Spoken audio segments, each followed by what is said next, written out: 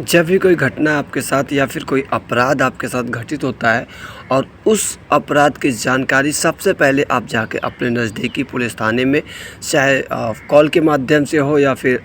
संक्षेप में जाके वहाँ पे बताते हैं और प्रथम सूचना को ही जो है एफआईआर कहा जाता है। तो नमस्कार दोस्तों, आप सभी का स्वागत है सोनू पटे एलएलबी में और मैं हूं आप सभी का प्यारा दोस्त सोनू पटे। दोस्तों आज की वीडियो में बात करने वाले हैं कि पहले मुकदमा दर्ज होता है या फिर एफआईआर। बहुत सारे भाइयों का कमेंट आ रहा था कि सर एक बार कंफर्म करा दीजिए, पहले एफआईआर दर्ज होता है या फिर मुकदमा दर्ज होता है। तो मैं आप सभी को बता देना चाहता हूँ कि जब भी कभी ऐसी प्रक्रिया में आप सवाल कर रहे हैं तो मैं आज आपको बताता हूँ कि सबसे पहले एफआईआर दर्ज होता है और एफआईआर के दर्ज होने के बाद ही जो है कहीं मुकदमा दर्ज होता है। तो आइए शुरू करते हैं। सबसे पहले अगर किसी चीज़ की अपराध आपके साथ घटित होता है और अपराध घटित होने के बाद जब आप नज़दीकी पुलिस थाने में जाते हैं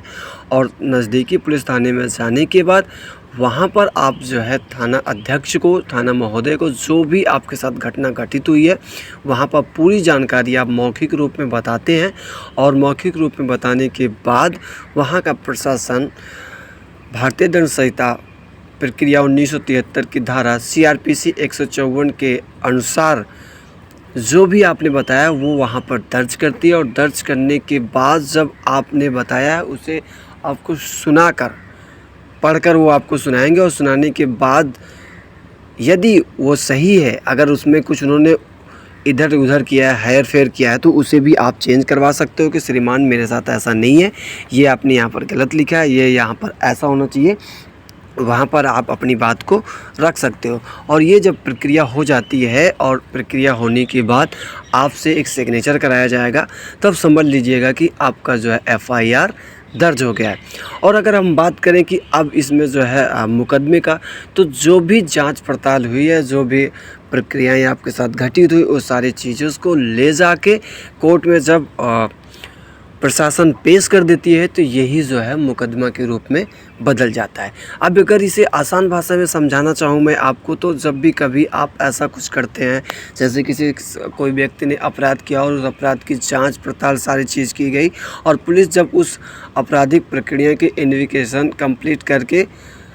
जो भी कंप्लेंट थी या जो भी बातें थी उसको जानकारी लेने के बाद वो सारी चीज़ें उसको ले जाके कोर्ट में पेश कर देती है, तो इसे जो है हम मुकदमे के नाम से जानते हैं और इसे मुकदमा भी कहते हैं। तो ऐसे ही प्रक्रिया में आप समझ लीजिए कि जब भी कभी कोई आपके साथ अपराध होगा और अपराध होने के बाद जब जांच पड़ताल हो जाने के बाद वो कोर्ट में जाके पेश कर देंगे तो वो मुकदमे के रूप जो है ले लेती है। बहुत सारे लोगों का कमेंट्स आता है कि हमने जो है फटाक से मुकदमा करवा दूंगा, मुकदमा जल्दी हो जाएगा, नहीं हो जाएगा। तो माय डियर फ्रेंड्स, आप सभी को क्लियर कर देना चाहता हूँ कि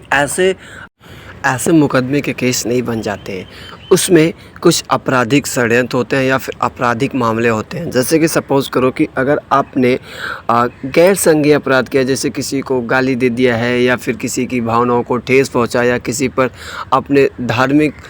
टिप्पणी कर दी है, तो ऐसे चीज़ों पर आपके ऊपर मुकदमा नहीं होता है। मुकदमा उस चीज़ पर होता है जैसे कि आपने किसी को धारदार हथियार से मारने की कोशिश की है या फिर उसकी हत्या कर दी है या फिर किसी के साथ आपने यौन संबंध या फिर जो है ऐसे चीज़ें को समझो कि आपने किसी के साथ